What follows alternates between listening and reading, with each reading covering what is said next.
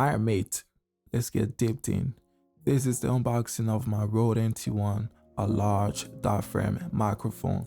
This package came with the Rode NT1 6 meters cable, a pop filter and a shock mount. This is the pop filter, the shock mount, the Rode NT1 itself, and an XLR cable. This ISO box came separately. I had to attach them to this detachable and adjustable arm after putting everything together, and then move on to the connections. After making my connections, I then moved on to putting my ISO box or windshield over my mic.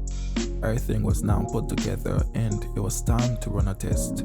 Then I realized my preamp wasn't connected, so I had to obviously go back and plug it, set up my gains and run a test. Just couldn't do a whole video and not show my gears. That's the preamp, 2MP, the compressor, audio interface card at 2 third chain, and I'm using Logic of course, which is really good. Now let's run and listen to the test. And I know that angels mad you. You know that you ain't to follow. And I know that angels mad you. I was feeling myself. You ain't to follow. Ain't many guys in my research. So what? you heard?